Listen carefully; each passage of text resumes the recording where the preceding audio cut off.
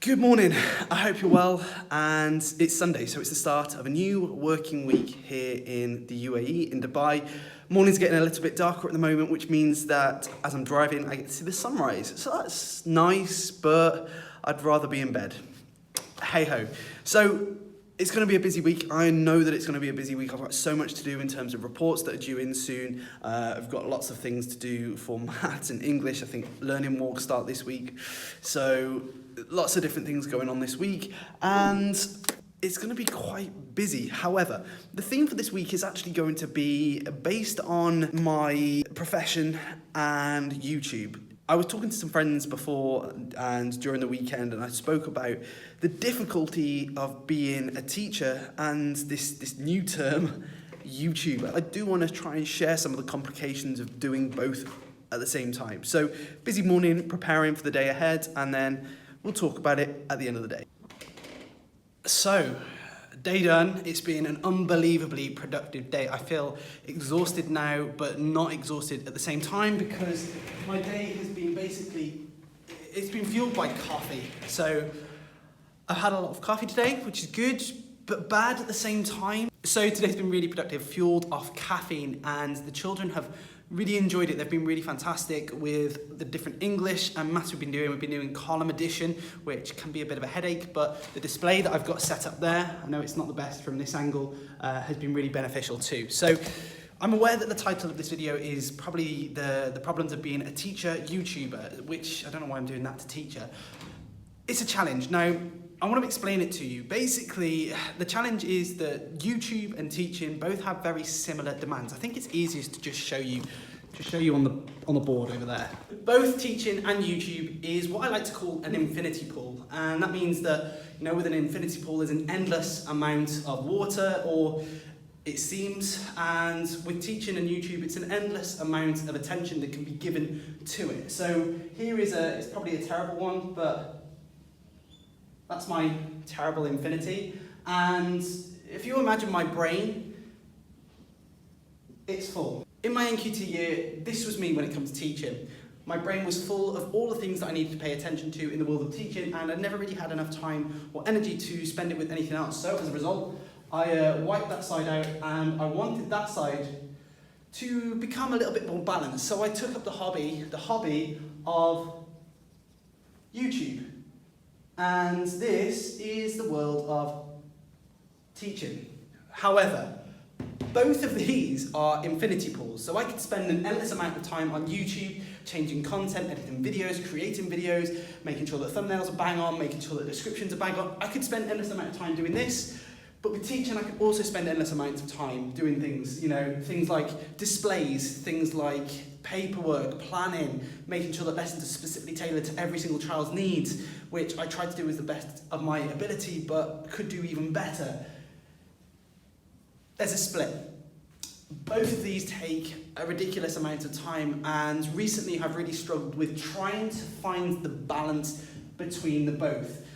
There's almost been this tear between them, and sometimes YouTube has taken over, and I've noticed the paperwork, things like that. I never let it impact teaching, but when it comes to paperwork, like reports, I'm behind on.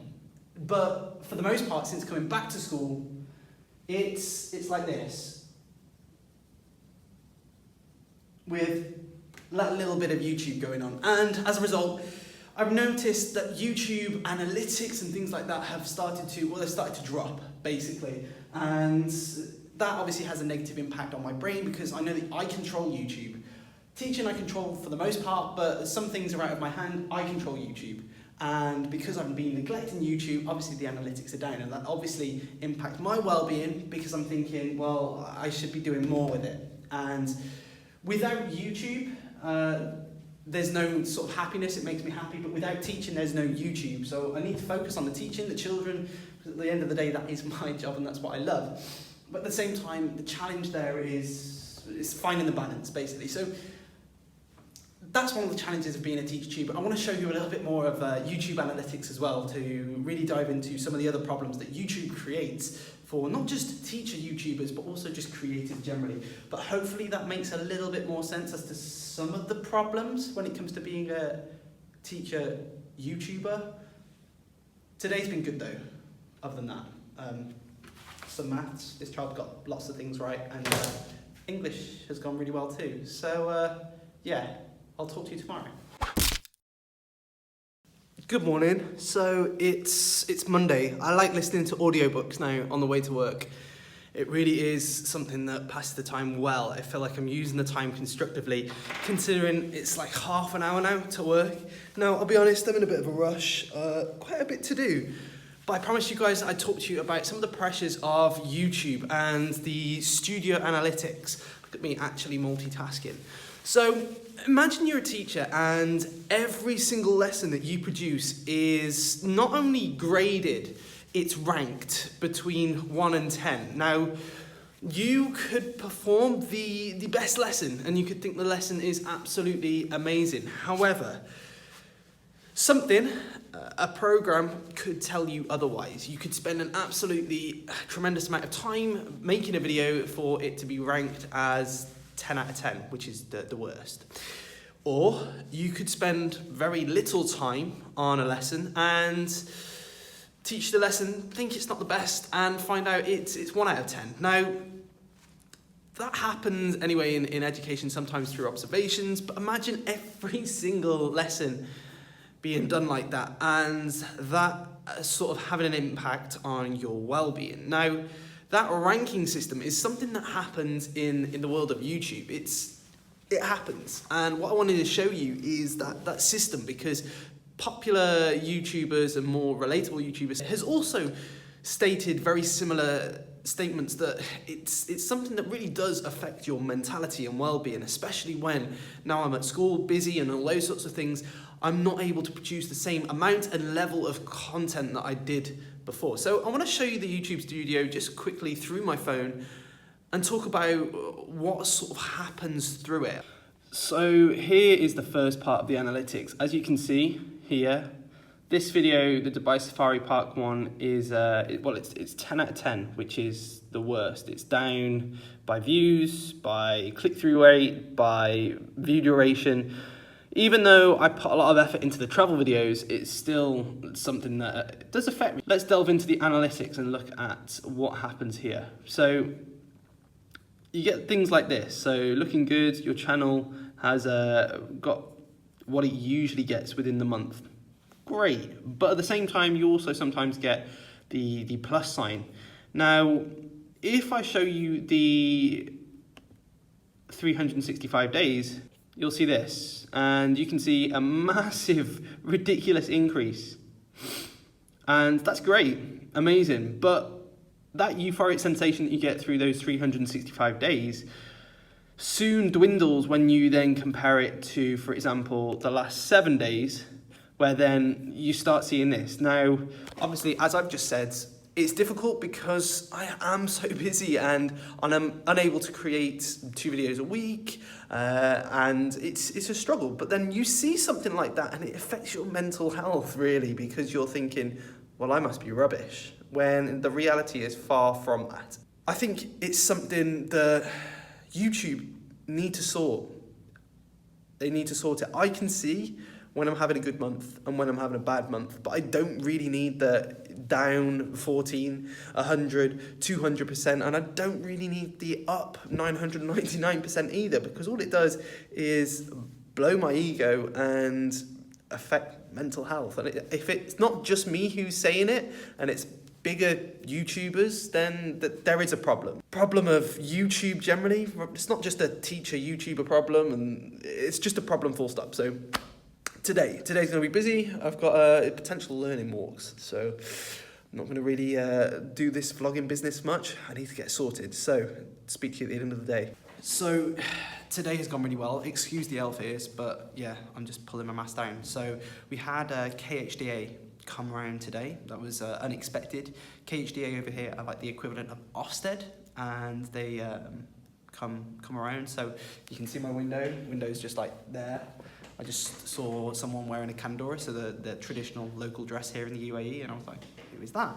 And it was an inspector, so similar to an Ofsted inspector, it was actually a KHDA inspector. So that was interesting. So it's been a good day. It cut off before, and now this evening I've got to go to a cafe because I'm editing a video, last week's teacher vlog. So it's almost like a second shift. So it's Thursday, and Tuesday was a fantastic day, very busy. Children were writing on tables for their maths. And yesterday, I'll be completely honest with you, was my first sick day ever. I had to take my own advice and accept that it was okay to not be okay. I've been ill throughout the week and it wasn't getting any better. So taking some time, especially with what's going on in the world at the moment, just to try and recover effectively. And I can breathe through my nose. It's worked. So whilst I was off, I had to think about some of the challenges, and one of the things that I've sort of come to a conclusion of is online learning was very challenging for me as a teacher. Now, the reason that is when you're a YouTuber, you're behind a camera and you're very articulate, you need to spend a lot of time on a computer, that's editing videos, and then all of a sudden, when you do online learning, these things are things that happen automatically. Now, there was a very interesting video that I watched yesterday by Colin and Samir about education and how lots of YouTubers have become educators in their own right because of the way that they're set up to do these things better than your Harvard professors who are now trying to get used to doing that. Now, that's great. However, for me as well, when your hobby then becomes your job becomes, well, it's not your hobby, it just becomes one. So that's a huge mental toll, and I'm sure there's many other YouTube teachers out there who are also feeling the same way, that spending time behind a camera is now something they do for their job, and they're spending way more time on a computer anyway. They don't want to do that, and that's one of the challenges that I faced.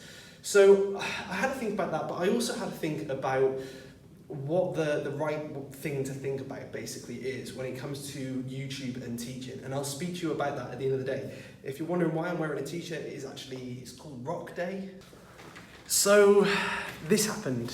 As you can see, today has been a very eventful and fun day. The children absolutely loved the times tables, played a range of different music, and the children came up with different pieces of art based on natural disasters. It was like a rock natural disasters day. And I really enjoyed today. I really enjoyed teaching, full stop. And it's these days that make me realise why I teach. And there's definitely peaks and troughs in YouTube, similar to there's peaks and troughs in teaching. I think it's important for me to remember that those troughs, like I'm coming out of at the moment, are going to happen. And someone once said to me, with teaching, you need to remember why you do it. If you do it for the money, it's probably not the best reason. I do teaching because I enjoy seeing an impact, making a difference, and just generally being around children. It's something I generally enjoy. I think it's important for me to remember that those troughs, like I'm coming out of at the moment, are going to happen. And someone once said to me, with teaching, you need to remember why you do it. If you do it for the money, it's probably not the best reason. I do teaching because I enjoy seeing an impact, making a difference, and just generally being around children. It's something I generally enjoy. When it comes to YouTube, it's making an impact too, and it's making a difference. So as long as I go back to that initial reason of why I do YouTube, it's going to help me, basically. And that's advice for anyone out there who is in a similar position, doing something they love and feeling like they have a bit of a slump with it. Go back to that initial reason of why you do what you do. It might be that you do art. Is it because you enjoy it? Is it because you feel like that art makes a difference somewhere? Make sure you go back to that initial thing, because that's what's going to be really important. I know that sharp prize has been something that took me by surprise, but I've been working relentlessly on YouTube for a long time, and I read a quote from, I think it's San Antonio Spurs. Basically, if a stone maker hits a stone 100 times, it might not do anything, but on the 101st time, that stone splits. But we know that those 100 times made an impact, and it's the 101st time that impact was seen. That's in place with so many different things, and it's important for you to remember that when you're doing whatever it is, that the effort that you're putting in might not be noticed now, but it will be in the future. So although there are challenges at the moment with being a teacher tuber, I'm sure that in the future those challenges will be smoothed out and things will continue to progress as they are still now. I hope that this has been useful for someone somewhere. If you did enjoy this video and found it useful in some way, feel free to like it. That's always really appreciated. If you are new to the channel, please feel free to subscribe. If that button down in whatever corner it is still red, hit it and follow the journey and see the other teaching videos that I create for vlogs and edtech stuff. So hopefully I'll see you in the next one. Until then, guys.